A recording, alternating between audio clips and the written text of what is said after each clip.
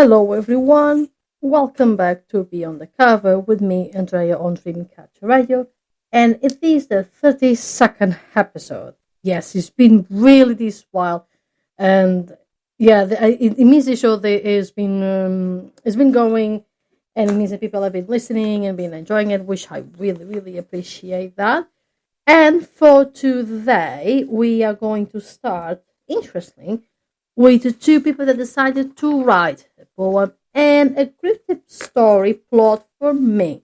So this should be a very interesting journey, so to speak. So let's get started. So Philippa says that her name is Philippa and she saw my show about poems and wrote a poem about peace. Um, uh, and she have a name for that. So let's read it, shall we? So Philippa wrote the poem about peace. In every heart, a quiet spark, a light that glows against the dark, a whisper soft, a steady drum, a word of peace can surely come. When kindness walks from door to door, and every voice is heard once more, when hands reach out instead of close, and empathy is what we chose. The breaches rise when walls once stood, and strangers learn to share the good. No fear, no hate, no us or them, just one great human tandem. Respect becomes our common ground, a gentle, universal sound. Positivity becomes the air, a breath of hope we all can share. So let us plant the seeds today in every word we choose to say, for peace begins with me and you, and a better world we can renew. Well, Philippa, what a beautiful, beautiful poem you wrote today about peace. It's really amazing. It's really very simple, but it's so beautiful. It speaks a lot of volumes.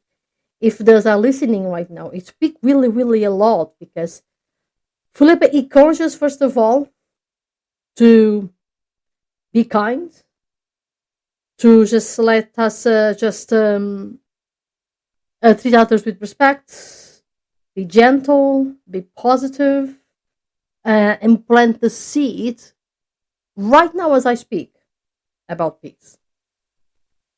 And I believe, as the things are right now around the world, yes, this poem, it's needed. It's a call for us to reach out for peace. So, Philippa, thank you so much for a poem. It's beautiful. Keep writing poems like this because society needs it. So, if you feel encouraged, which I encourage you very much, but you may not need to feel encouraged or don't want to, you probably just want to share a piece of writing, which I really appreciate, and I really, really enjoy. But keep it aside. And one day, if you want, reach out to a publisher or self-publish, who knows, and put it out. The world definitely needs this. This was Felipe, a poem about peace. The second one comes from Noami. As she says, her name is Noami, and she wrote a cryptic story plot for me. And she asked what I would think of this. Well, Noami, let's dive in, and those who are listening to me as well. This is a cryptic story plot by Noami. And it goes like this. In a town that appears owing to people who have forgotten why they walk into a room, a cartographer called Noel is tasked with mapping places that don't exist here. Every morning, Noel wakes to find a new map already drawn in their handwriting, though they don't remember drawing it. The maps deceive impossible location, a staircase that leads to his own shadow, a library where the books whisper your memories, a river that flows upward but only on Thursday. Noel is followed by a silent companion known only as the Echo, who speaks exclusively in answers to questions no one has asked. The Echo insists they are late for an appointment with someone who has never been born. Meanwhile, a clock tower in the center of the town begins tickling backwards, but only when no one is looking at it. The townspeople claim the clock is counting down to an event that already happened, though no one agrees on what the event was. Some say it was the disappearance of the color bloom. Others say it was the day everyone remembered the future at the same time. Noel discovers that the maps they wake up with a rare, slowly forming a spiral, and at the center of the spiral is a location labeled here. But every time Noel tries to reach the center, the town rearranges itself, placing the destination behind them, inside them, or nowhere at all. The echo finally breaks the silence with a single sentence. You drew the map to find the place where you lost the reason for drawing the map. At the moment, the clock tower chimes 13 times. The town folds into a shape that has no name. And Dole realizes that the only way to reach here is to forget that they are trying to reach it. The story ends with Noel stepping forward, the echo stepping backward, and the map folding itself into a perfect circle that has no beginning, no end, and no meaning that anyone can agree on. Well, Naomi, you got a very interesting story here. Definitely there's mystery here. And I will say and encourage you to keep developing this, keep going with that. And I really hope that this will reach his audience because it definitely deserves. And at the ending, yeah, it just comes to the full circle, doesn't it? As it has. So because Noel step forward, it goes backwards, the map goes itself, and says a perfect circle. So it's I imagine this is an endless cycle that there's no end, and it's repeating itself. I imagine this can be many things. But whatever the meaning is, I encourage you to keep forward, to keep exploring the idea, just to, just try to find. Of course, I imagine this is just an idea, or perhaps you are developing it. But yeah, just go forward, Naomi. You have my support. Go forward. I think it's a very interesting story. So keep going. Definitely, I would say this is more in the category of mystery, probably. A little bit of the, not the weird, but a little bit of the abstract as well, which is pretty cool. It's really, really cool.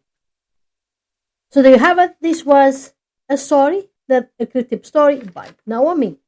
Also, regarding to Naomi and Philippa, I will also encourage you girls to do this. For this specific story, put in every page you write the story a copyright symbol. Just in case the stuff doesn't get stolen. This is my advice. Do this right now, as I say. It's just my advice. Because nowadays with AI, we have to be all very, very careful with this. Because of stolen things and the process for writers to try to find and every single page that was stolen and go then to courts is exhausting, very, very exhausting, and barely is protected. So, Naomi Philippa, do this. And now, the third, more like an observation, comes from Sandra. And she says she enjoys my show and thanks me. Well, Sandra, thank you so much for enjoying my show. And whatever you are here because you enjoy literature or writing, or you're probably thinking writing yourself a book, yeah, welcome. And stay for as long as you want. So, there you have it. Not much to say, but thank you, Sandra. And then the last that comes from Lily. And she says she's writing a first book about views in society.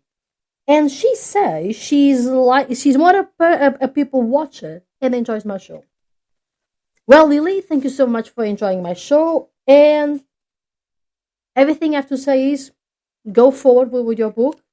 Write a book, publish the book when you feel is right and time is right. And also, every single page, put your copyright symbol and that stuff to protect your book as well because it's very, very necessary. So for today's, we've got Felipa on a beautiful poem about peace, Naomi with an absolutely fantastic creative story, and then with Sandra for liking my show and thanking as well. And also Lily says she's starting to writing a first book, and there you have it. Go. This is what you have to support for you. And then yes, for those who are listen, if you have questions or want to share stuff, yeah, just do that. Just reach out to Dreamcatcher Radio and then share your stuff. And for that, let's start with our first gothic song and band as well, which is Wishborg and his Spirits That I Called. This is a German goth duo formed in 2017. It's been a while now. And the song is good to dance and has dark wave rock vibes in it. So guys, Wishborg, Spirits That I Called.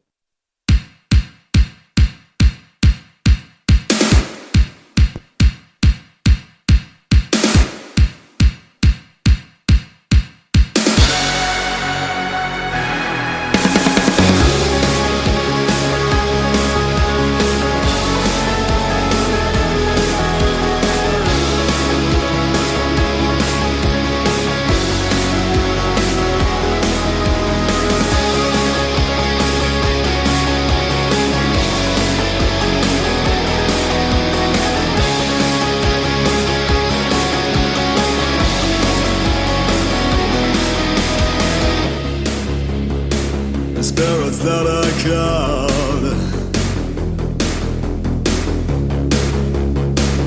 keep on haunting me. The mistakes that I made, golden memories.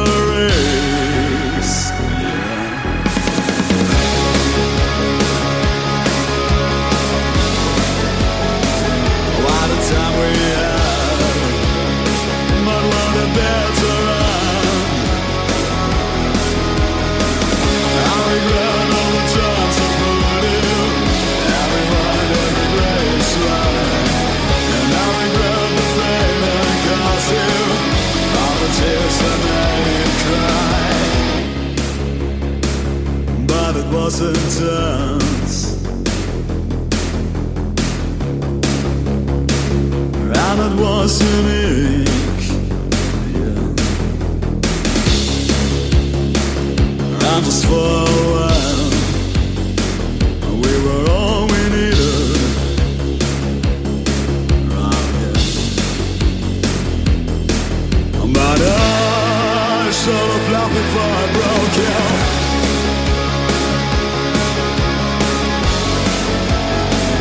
What a time we had. But what a dance around, I regret all the times I fooled you, every ride, every grace ride, and I regret the pain I caused you, all the tears I made you cry.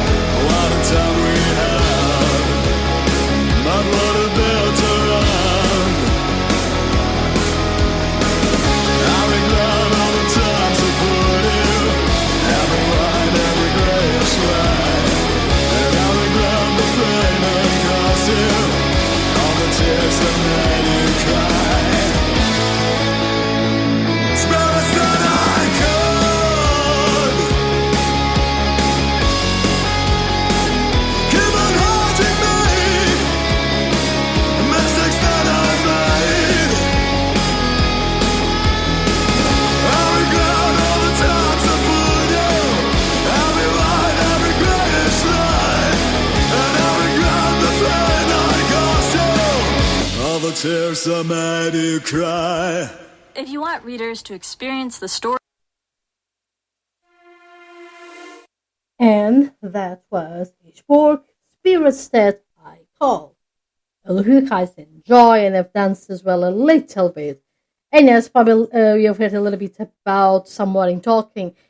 It is that I thought if we have some time left today, if we have some time, we could listen a little bit of a YouTube. No, that's what I like about the name. Let's see here on the files. Yeah, it's a YouTube video about Show Don't Tell, because last week we touched about the show Don't Tell, the vivid descriptions, which are all connected. And it's from Diane Callahan and Cartesian writer. So how to show Do Not Tell, the complete writing guide.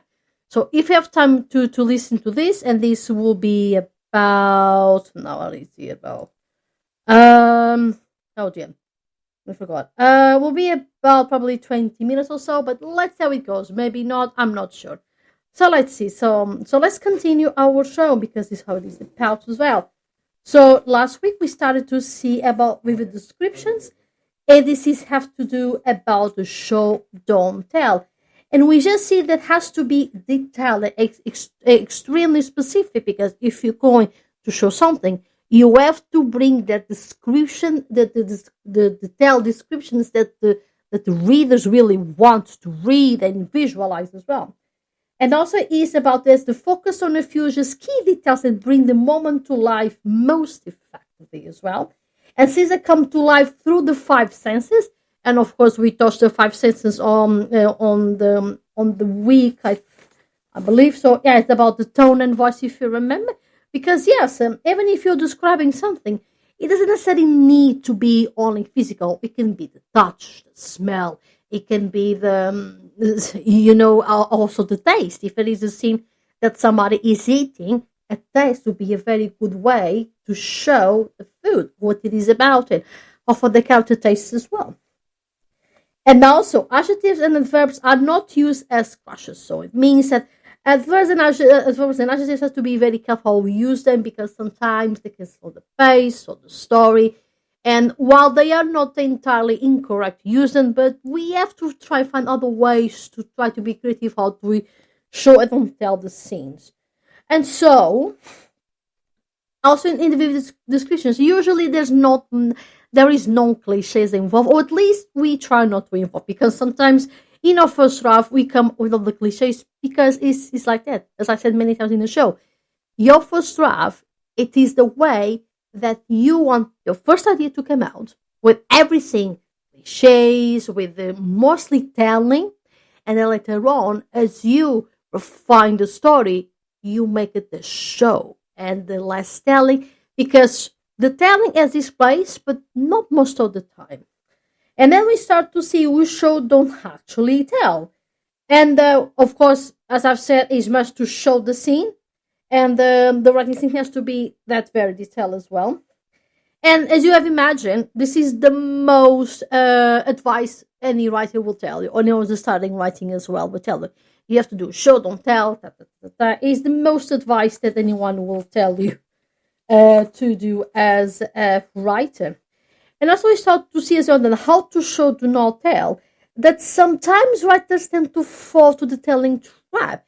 And this is because of establishing mood and tone, glorify characters' internal conflict, show the character's emotion, reveal a theme, and also make the reader cry, laugh, shudder, or other emotions. So this is why all this stuff is done when it's the show. And the telling cannot telling this, because, as I said, I think this was what I told you on the last, well, not last week, because the last week I made an interview. I really hope you guys really enjoyed it as well. Just to see that writers are everywhere. We can be everyone. We can be school teachers. We can be just people out at home. We can be people that are working probably in the pharmacy, or people that are studying university. People are everywhere. We're everywhere, so you can see.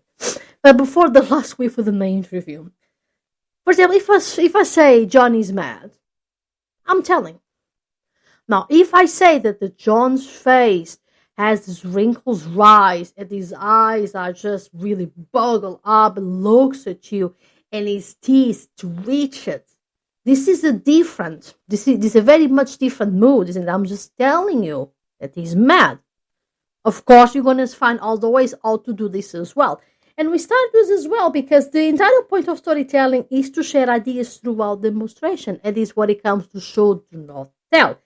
And then we start to see some ways to do this as a strategies.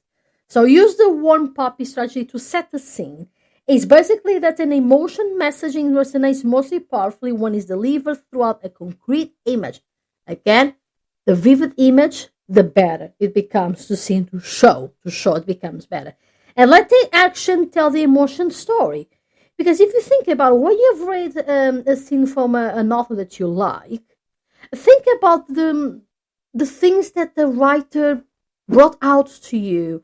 Think about everything they brought, not just the senses, but also, descriptions or people's dialogue, something like that. This is what it's about, to let the action tell the emotional story itself.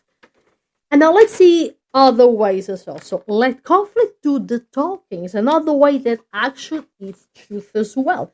Because with conflict, you can show stuff.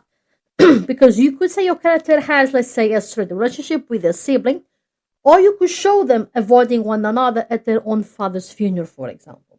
You could say your protagonist is ambitious, or you could show them immediately butting heads with a new hire who underperforms them. And as for love interests, let's say you could just tell your reader that these two people can live without each other. Or instead, you could let's say here, or these two people, or you could pull them apart for circumstances beyond their control and show how they react. Because when you establish a connection between your characters' internal and external conflict, that external conflict will do a lot of heavy lifting for you. And what this means is that because you see, remember, the internal and external conflict are always connected with each other. Because you remember the fake need of the character, or they think they need this and that, but then realize, oops, this is not what I need, or I thought I needed. So they come to the conclusion, yeah, this is something else that I need instead, and not this what I thought at the present that I wanted. And so what is internal and external, when they clash, there's an explosion of conflict. And this is by the conflict is just another way for you to tell, as it says here in examples. If you want to show that characters cannot just be separated or just create a conflict and show that instead of telling they're gonna live without each other. Okay, you're telling, not showing, but instead you can say that they constantly, I don't know, they bring the telephone and talk with each other and send constant messages. Or I don't know, if they actually are from different countries, for example, you can just let them have a moment of video call and just spend hours and hours talking. This could be another idea as well. It could be connected with the conflict and the other thing that's happening to them. It's just ways for you to show. And lastly, he used dialogue, which I absolutely love writing dialogue myself. Because dialogue can be a good way to show instead of tell.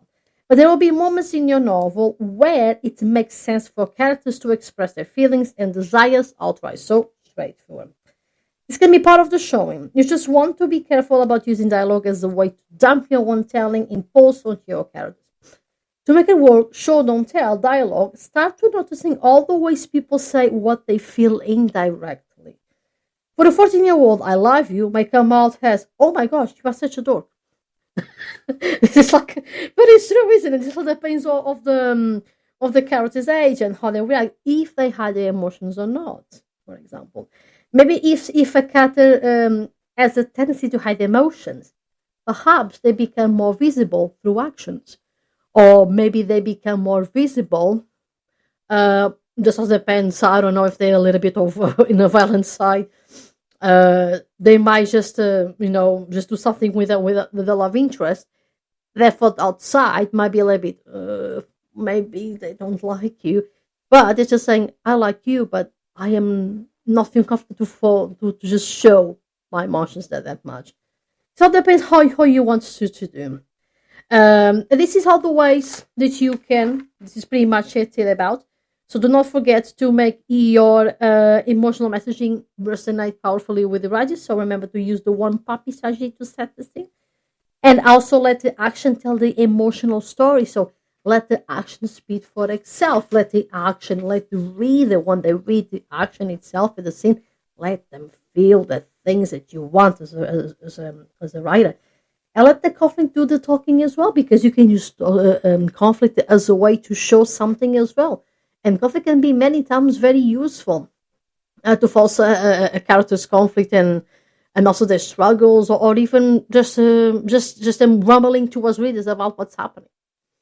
And then lastly, use dialogue. Absolutely dialogue. In dialogue, you can do many things, but again, as we have seen, it's this in example I've said, a 14-year-old is saying, I love you, maybe, oh my gosh, you're such a dork, which I think is just very interesting. But anyway, so before I actually say something else, and more, let's see, 1, 2, 3, 3 more, I will just pause a little bit here, and let's listen now our first metal band of this week, and it's called Evergrey Oxygen. So it's a Swedish progressive metal band formed in 2093. There's not really much I could find about them, but I think I just saw this in YouTube as a suggestion to listen, and I think I enjoyed. So guys, Evergrey Oxygen.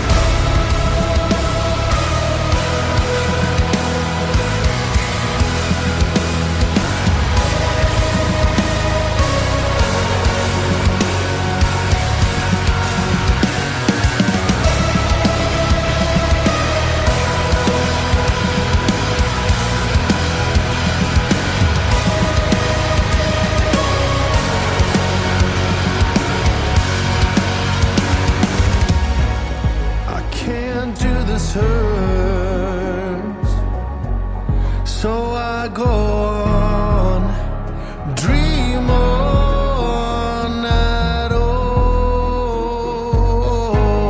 and all these empty words make me feel lost now and always.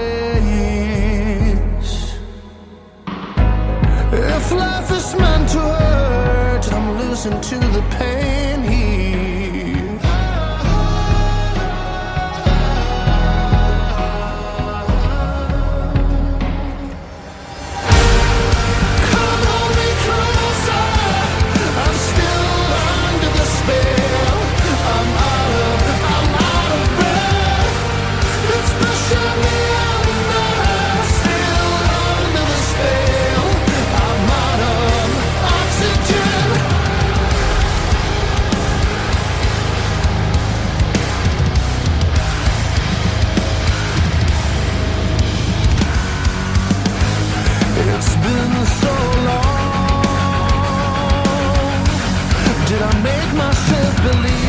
I'm not someone else but free from before. No, I don't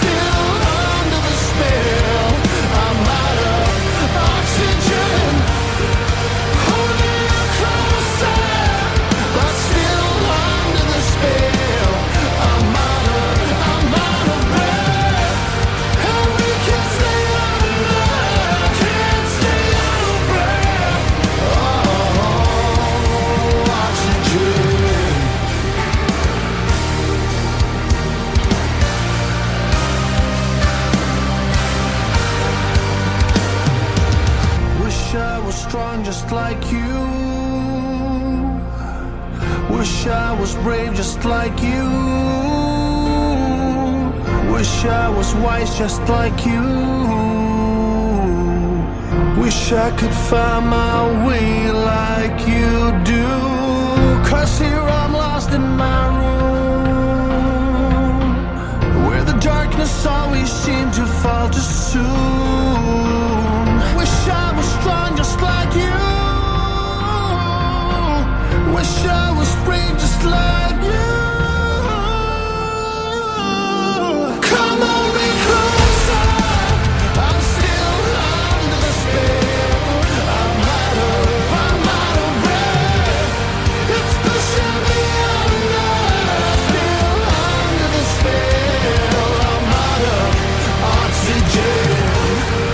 Holding you closer, but still under the spell.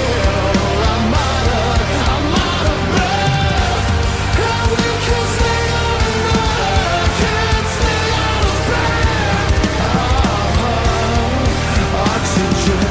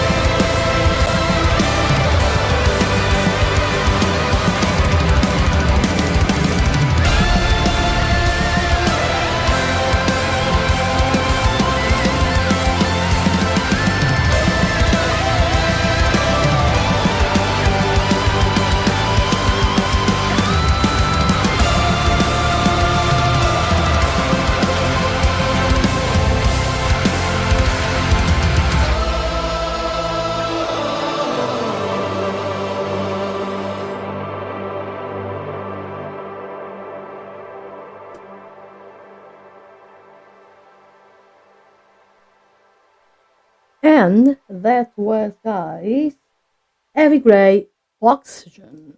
I hope you guys enjoyed, and I've just really enjoyed the song, and just stay here, and the usual, nothing much to say.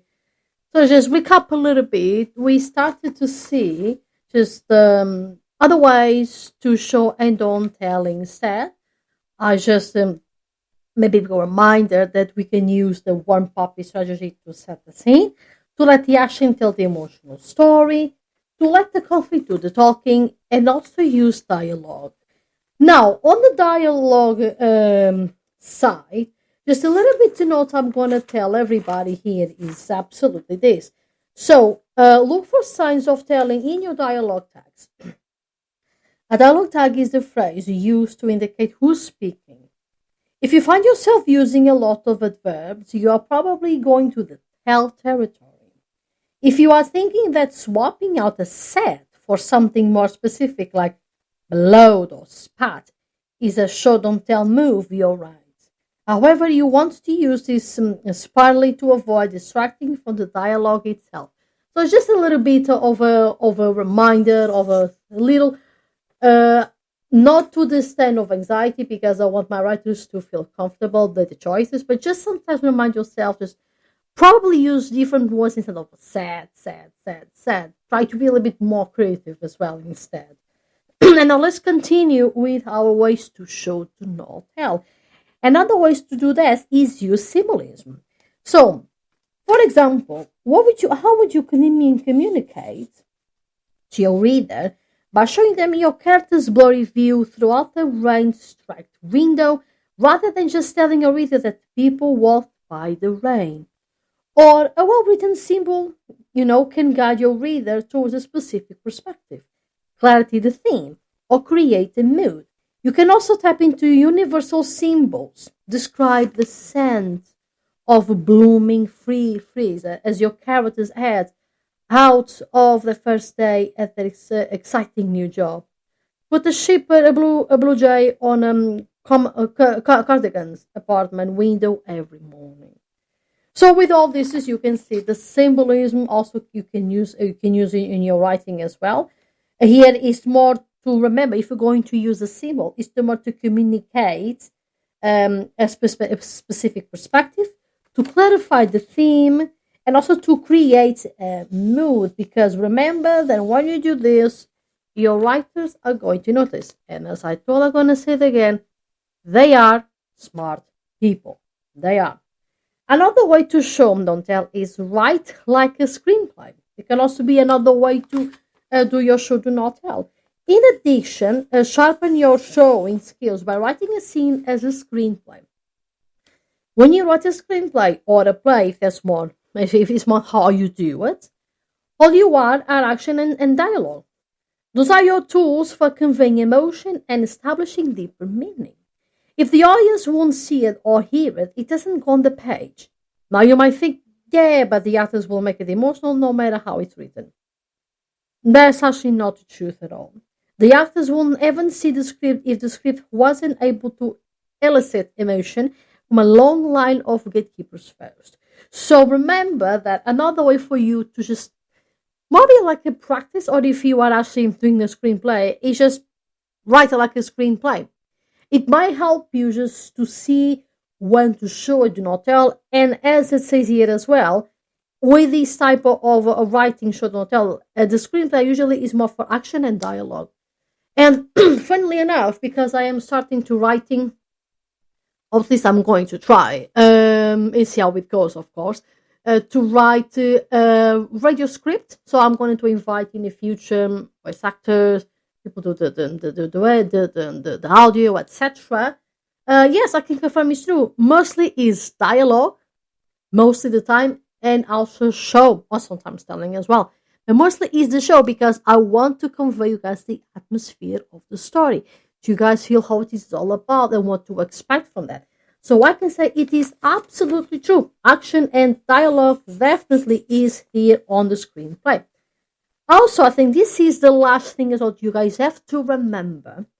Sometimes just tell. Yes, because not all the time we need always to show.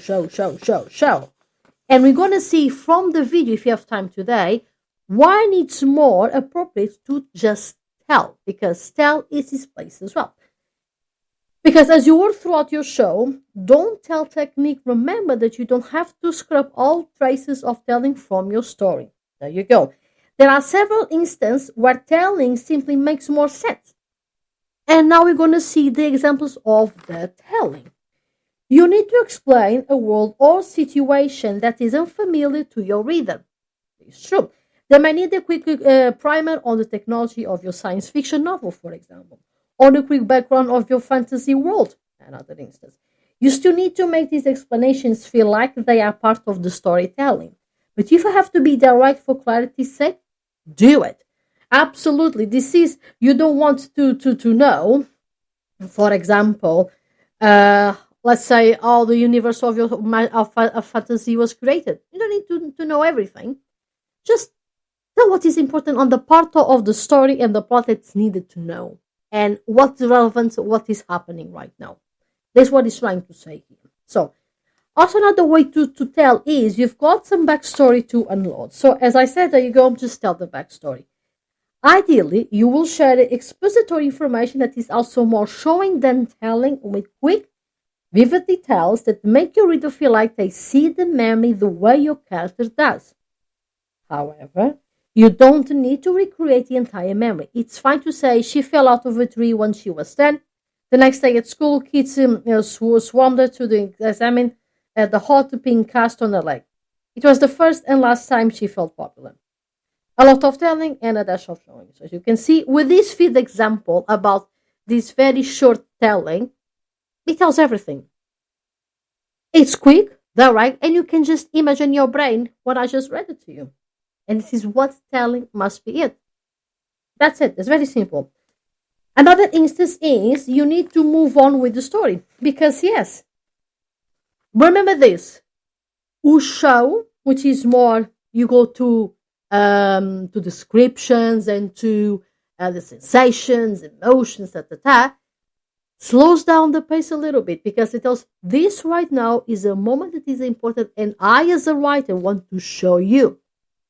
While the tale keeps the pace faster. It fasts a little bit the pace because it just needs to move forward. As it says here, so like when you want to read it to know what your characters stayed at the office until 1 at a.m. after the big meeting.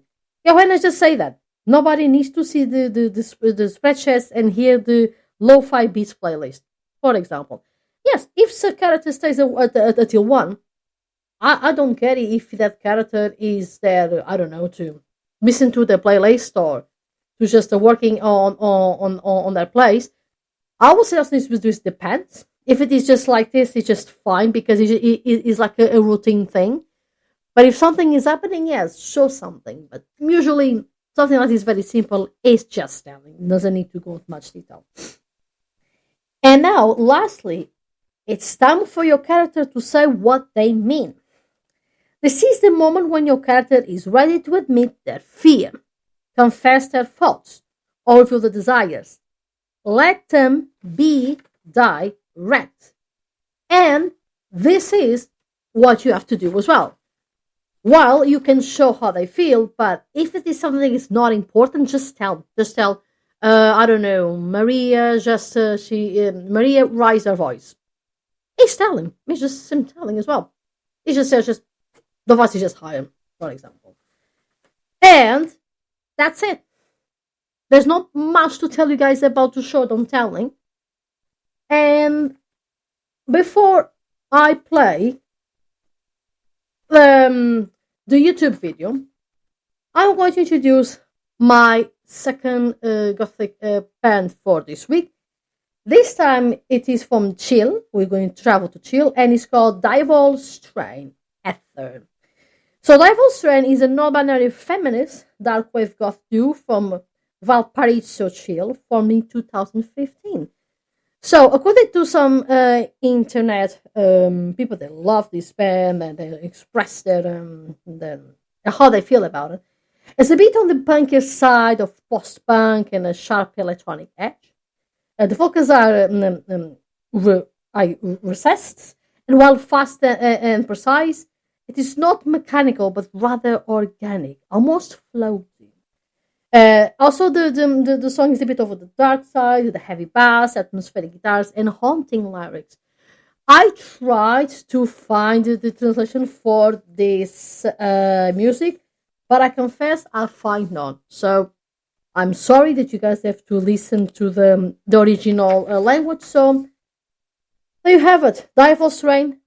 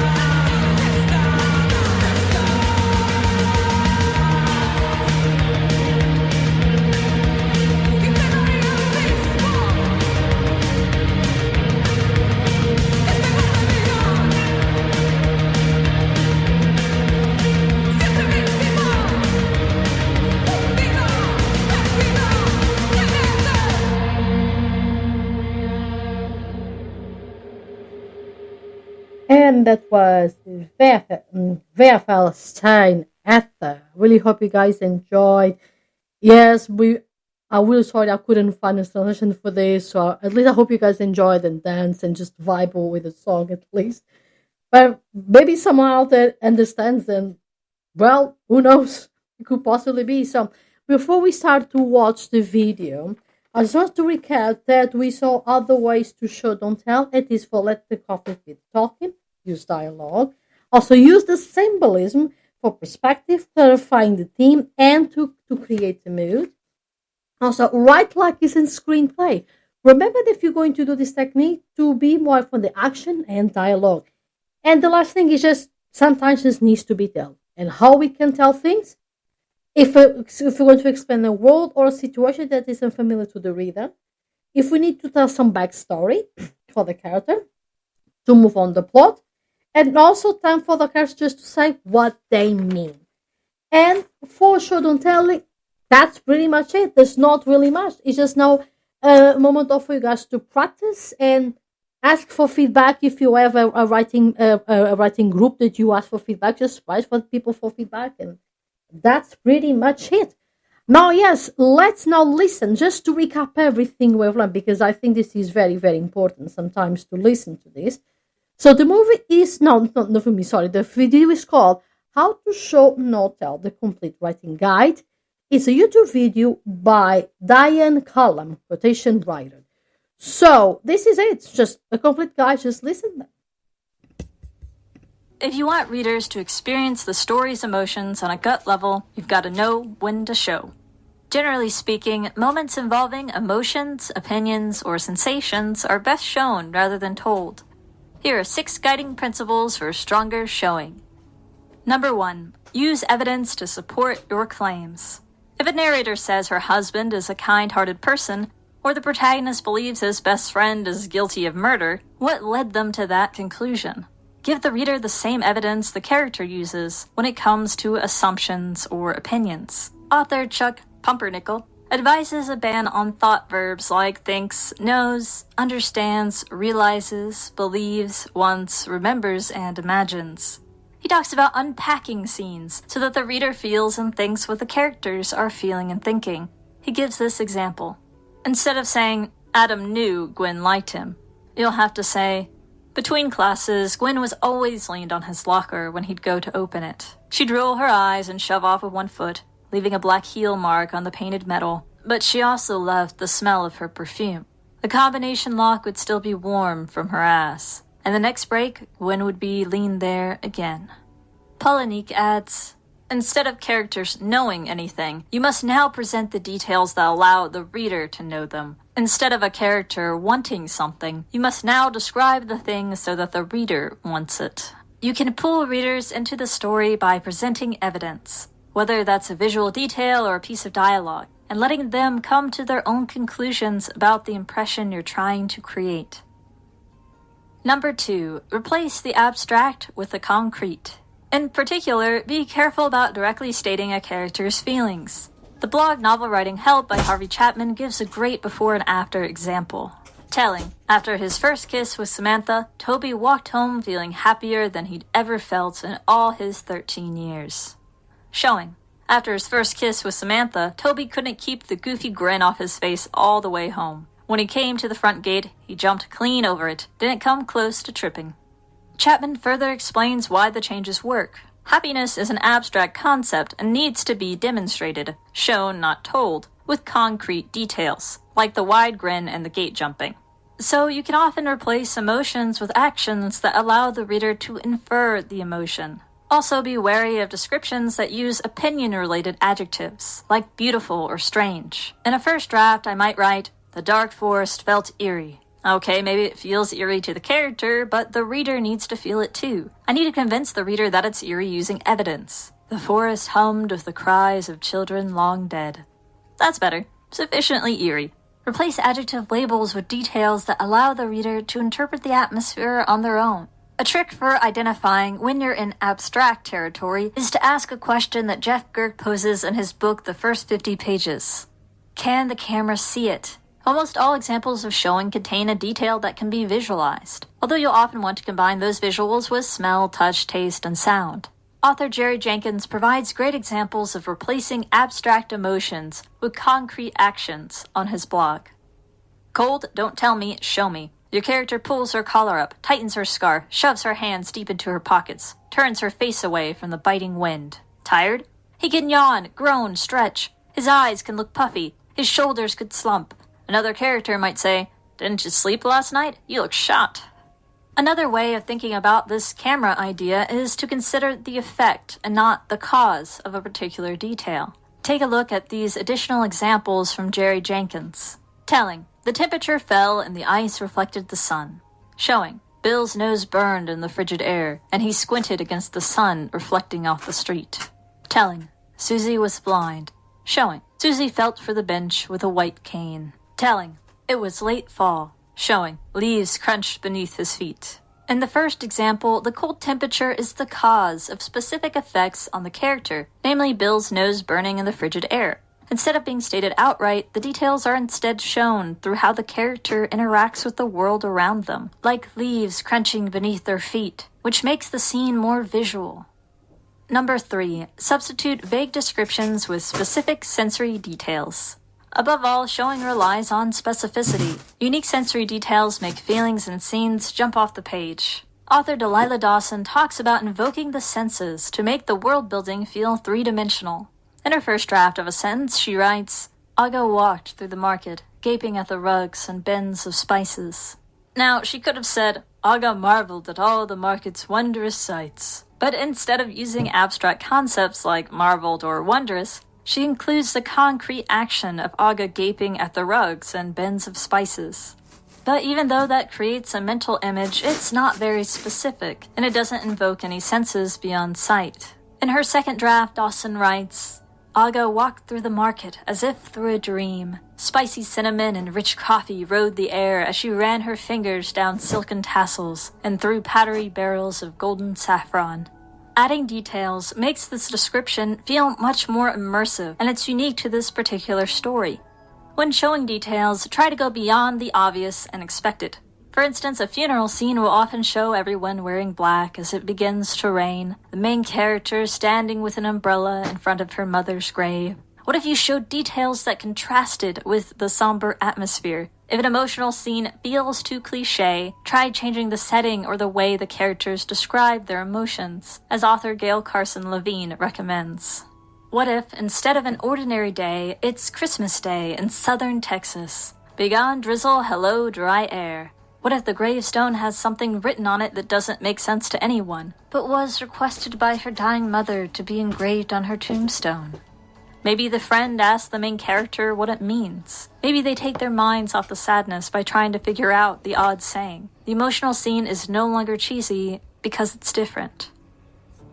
Number 4. Avoid relying too much on body language. A lot of writing advice suggests using body language to imply a character's emotions. Crossed arms might show that someone is pissed off, whereas tapping fingers can indicate impatience. Those physical details can make for good emotional shorthand.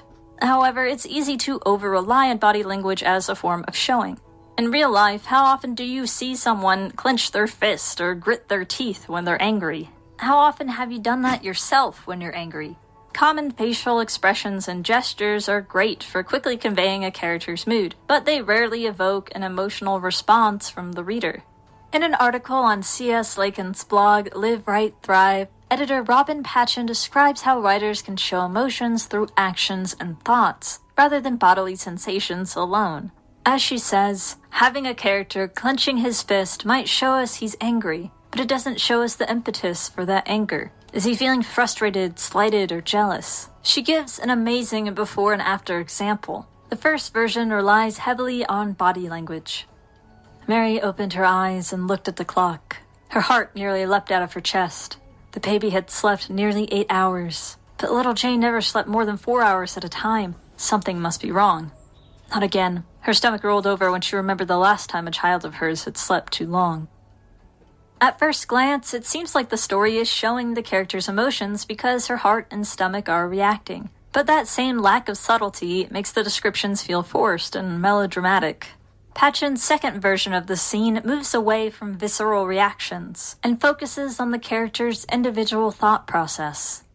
Mary opened her eyes and squinted in the sunshine streaming in through the open window. She stretched, feeling more relaxed than she had since.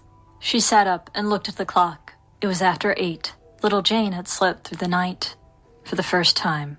Just like Billy. Mary flipped the covers back and stood. She snatched her robe from the back of the chair and slipped it on. She wouldn't think about Billy. The doctor said it wouldn't happen again. The odds against it were astronomical. Billy had been nearly 6 weeks old. Jane was almost 2 months. It was different this time. It had to be. The second example feels more in the moment. Giving a real-time account of the character's thought process and their interactions with the setting can show emotional nuance better than body language. Patchen also uses strong verbs like flipped and snatched to convey a sense of panic and urgency, along with the ellipsis that indicates her thoughts trailing off. Word choice and sentence structure can be a form of showing. Robin Patchen ends with this beautiful nugget of wisdom.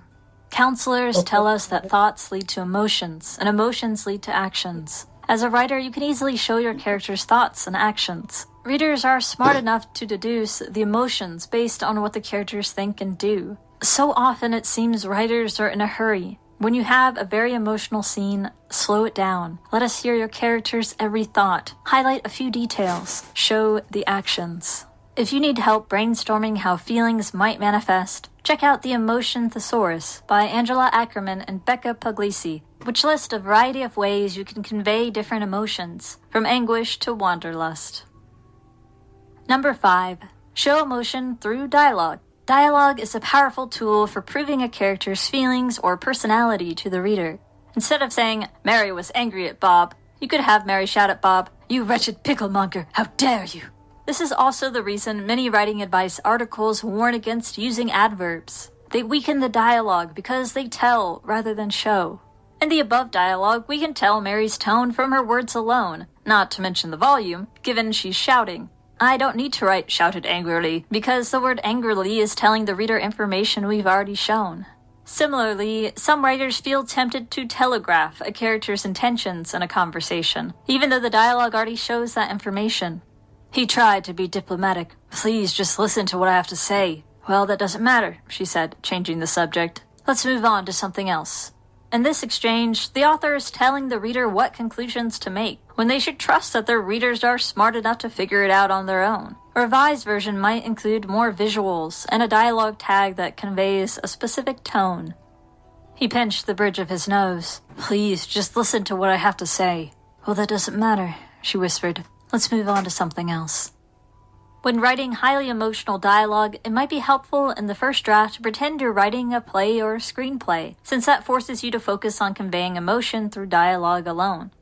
Oscar Wilde is known for his snappy dialogue, particularly in his play The Importance of Being Earnest. In the opening scene, a young gentleman named Algernon visits with his best friend Jack, who has come to propose to Algernon's cousin. The dialogue carries the emotions of the scene.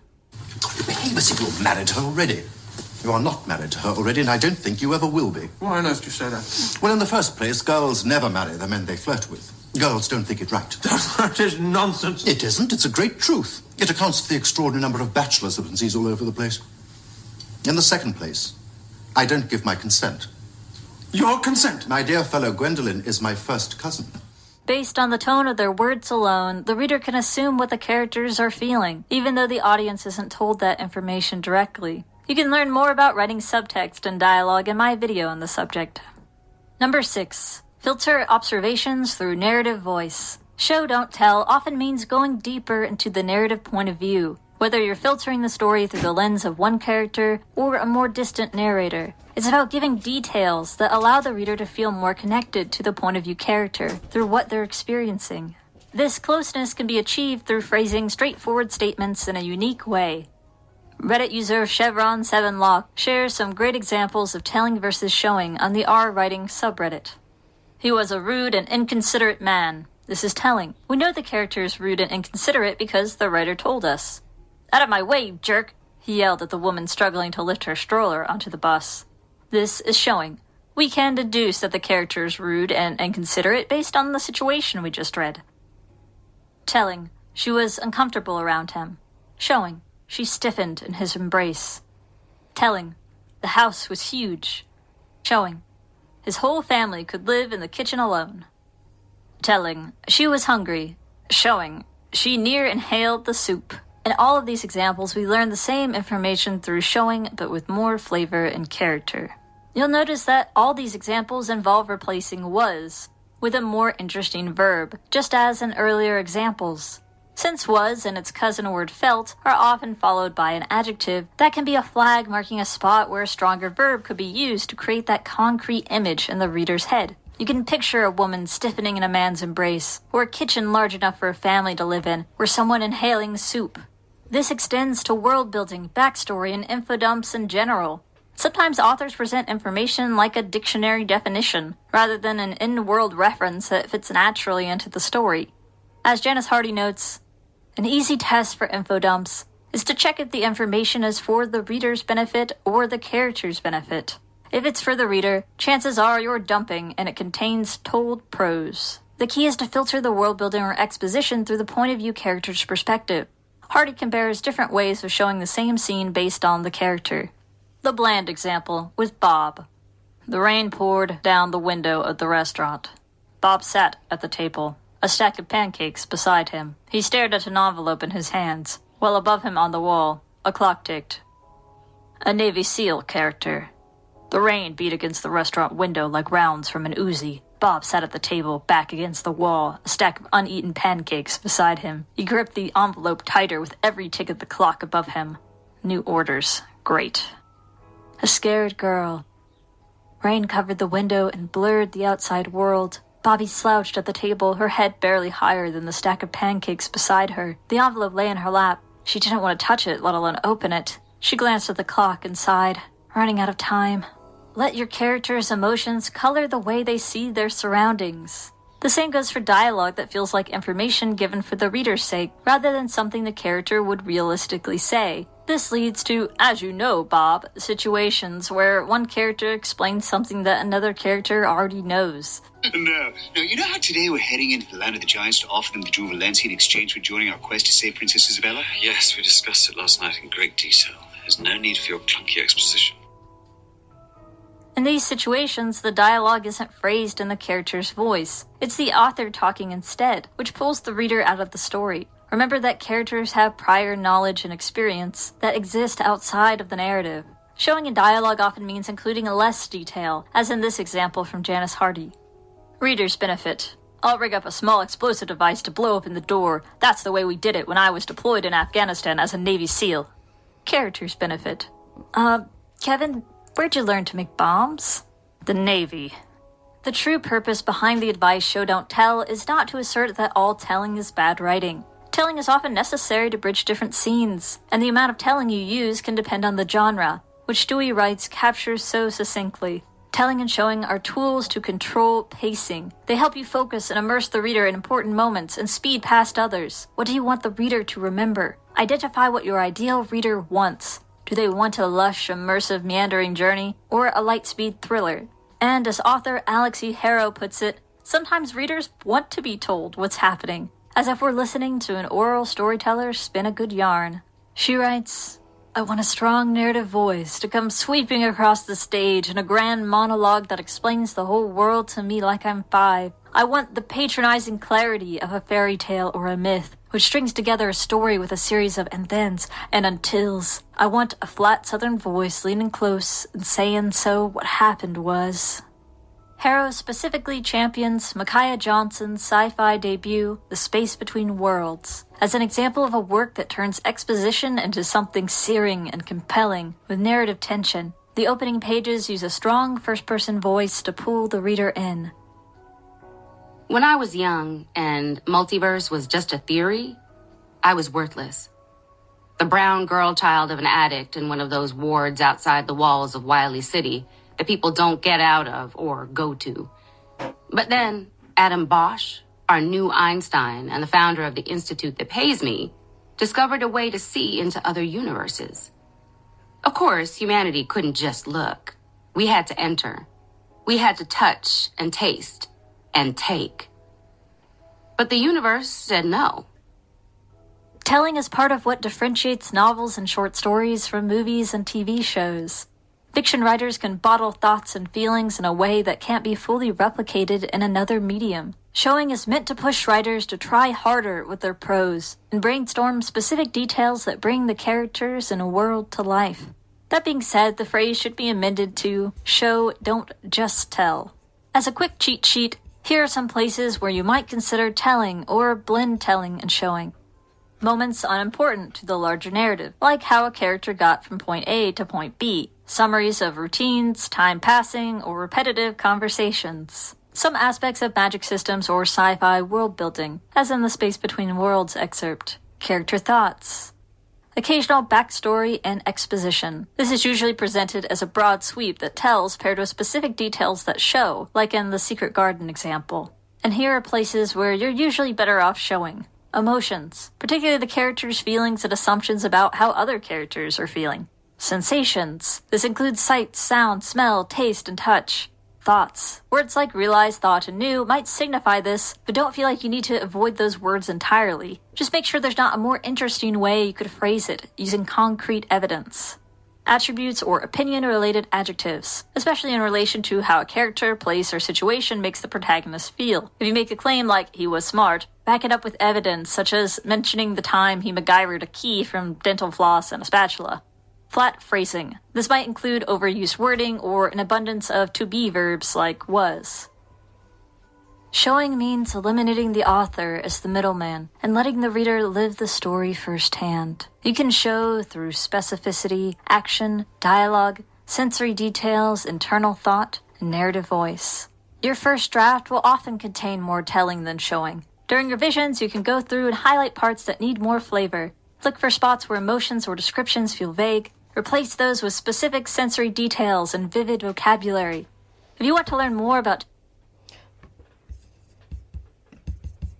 And that's pretty much it, guys. You have to do with show, don't tell. I know this was a very long video, but I want to show that there's so much... Well, the show don't tell is just another technique of writing, as you've been realized just now. But it just really shows how much you can do when you're writing your stories.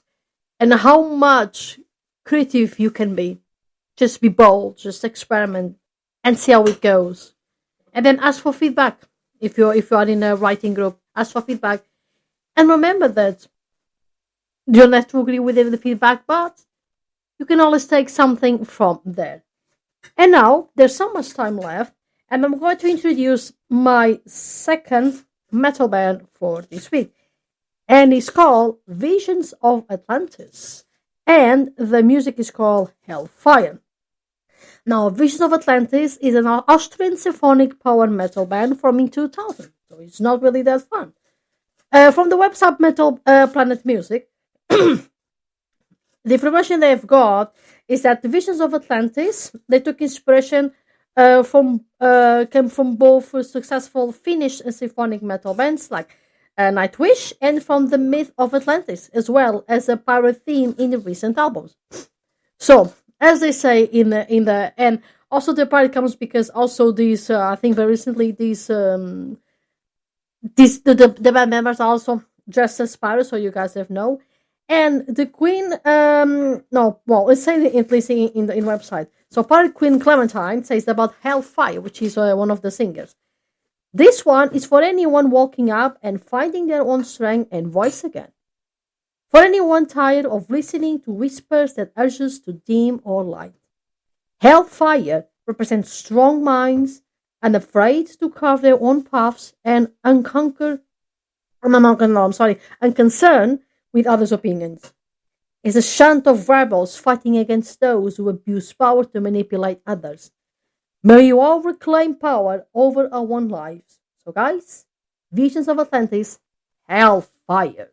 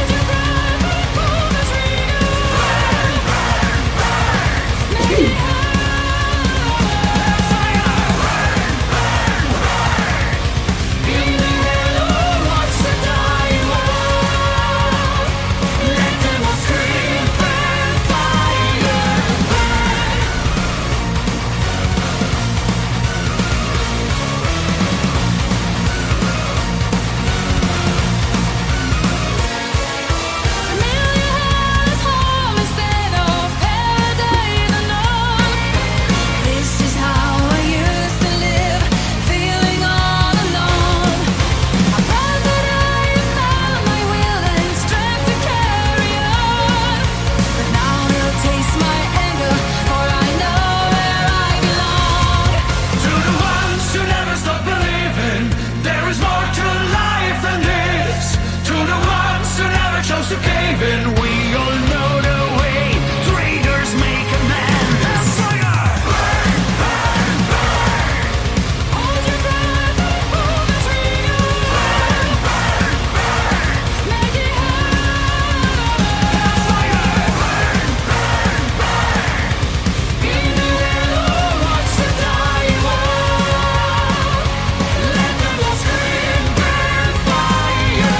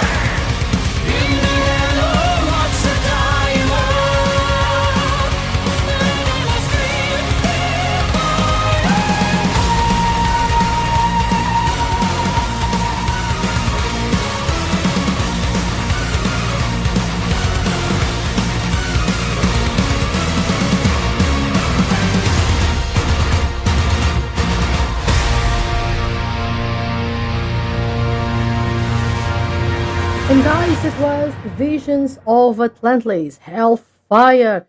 I really hope you guys enjoyed the song. I know I did. And I really hope this song also brought the rebel of you to fight against those who abuse power and manipulate others. Because we all are free and you deserve to say our opinions and, to say what you're thinking without any fear. We need this at this time of period or the year. So, to continue with my list of musics, and because I just prepared for this part of Show Do Not Tell this week, I'm going to introduce my, let me see, third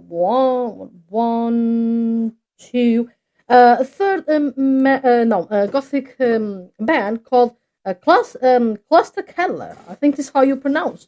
And the song is called Ona Ona. So this is a Polish Gothic band formed in 1988 and discovered this by the fabulous YouTuber It's Black Friday on 100 Days of Goth Bands. So absolutely amazing with this. So according to her, the Polish Gothic band from 1998, and the sound is varied from soft and folky to rocky and metal. They are still active and touring. And they have a haunting, in this song, I'm trying to find what it's about. And I think it's about a haunting song about intense, possibly obsessive love and deep emotion, pain as well.